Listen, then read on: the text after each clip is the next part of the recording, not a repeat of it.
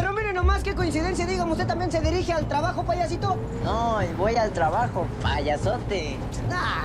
Rumbo hacia el final me recordó a Canoa y los personajes que salen ahí incidentales como al Callejón de los Milagros. ¿Cómo era aquello de mi amado Nervio Ubaldo? En este mundo todos somos brutos. Unos más hombres, otros más putos.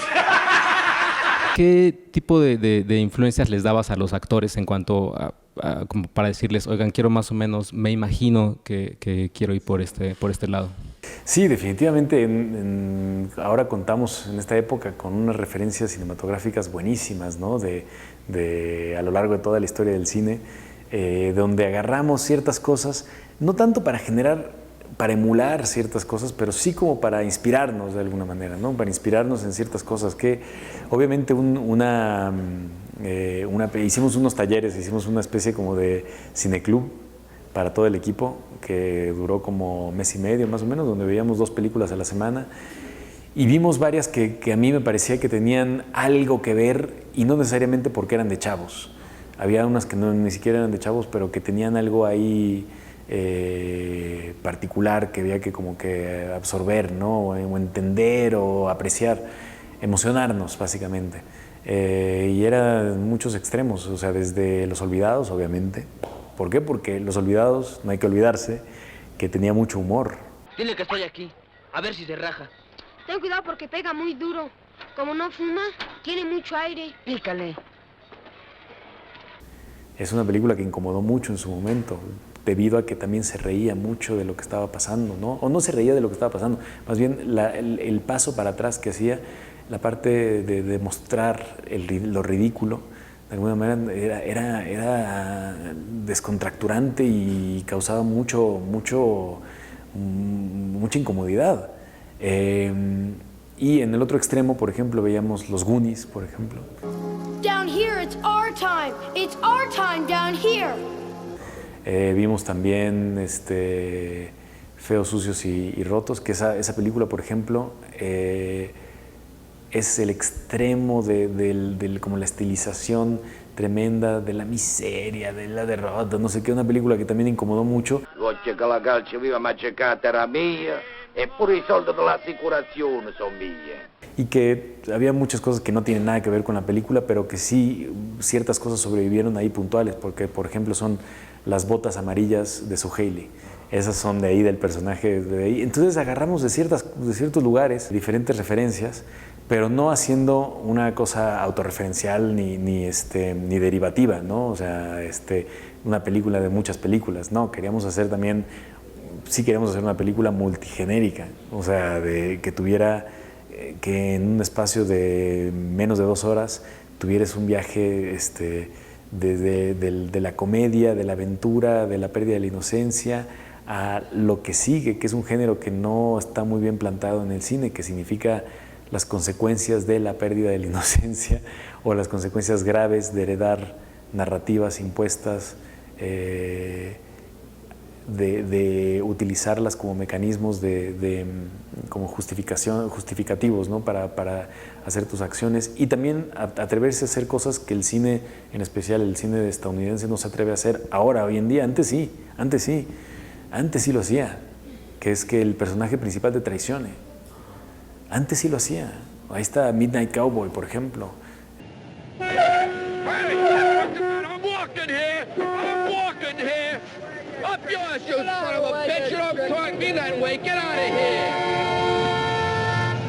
Bueno, la cantidad de westerns. Hay una cantidad de westerns. Está The Searchers.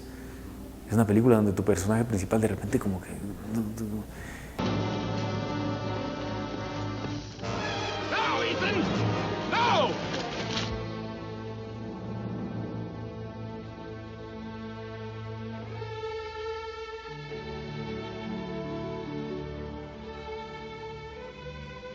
Let's go home, Debbie.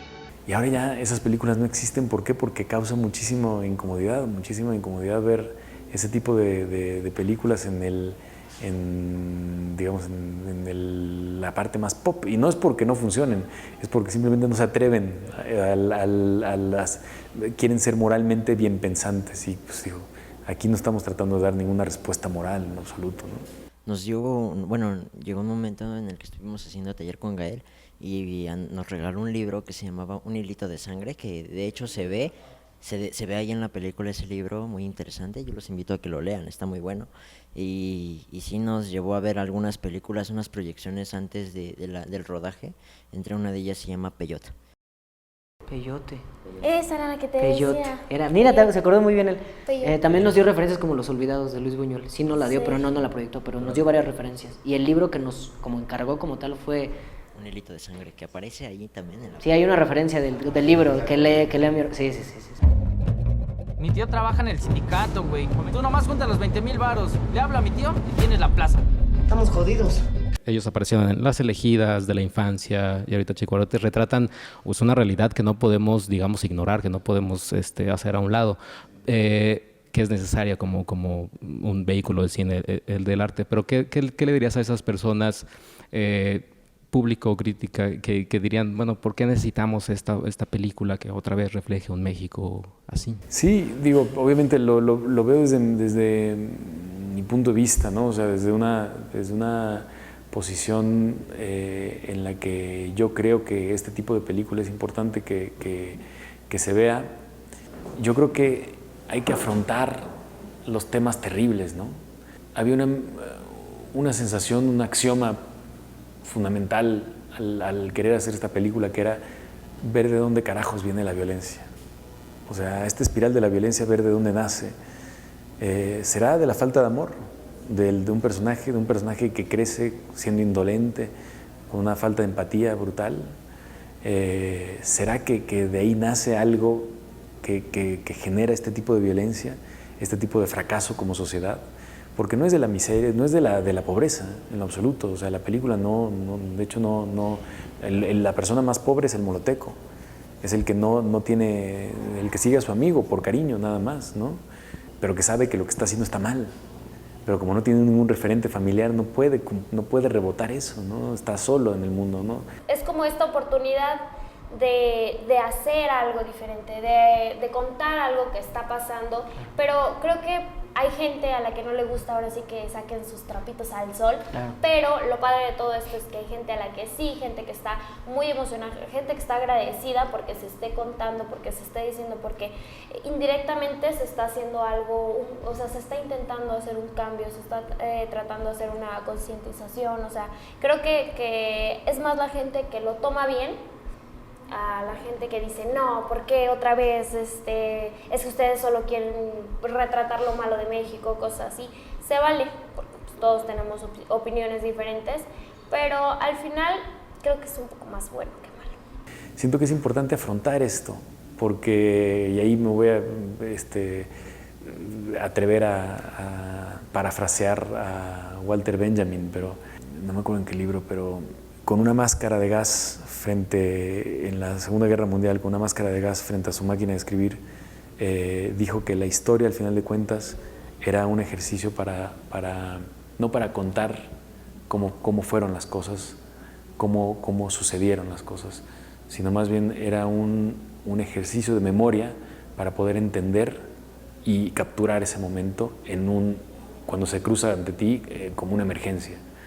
Creo que lo parafrasearía y diría que el hecho de crear una fábula basado en estas narrativas heredadas, como lo es la violencia, el escapar, el secuestro, la pobreza, nos hace hacer lo que hacemos, nos hace no justificarnos por eso, tal. El crear una fábula alrededor de eso es capturar ese momento en un momento de emergencia que vivimos, como para realmente entenderlo y decir, espérate, no estamos llegando a ninguna solución, no estamos encontrando la solución y ya tenemos que parar, ¿no? Tenemos que parar de esto. Creo que de las cosas chidas y oportunidades así privilegiadas que nos da hacer esto, en general, o sea, realizadores, directores, escritores, actores, todos, guionistas, creo que tenemos la oportunidad de retratar ahí una realidad, también jugando con una línea delgada entre la comedia negra y la realidad como tal.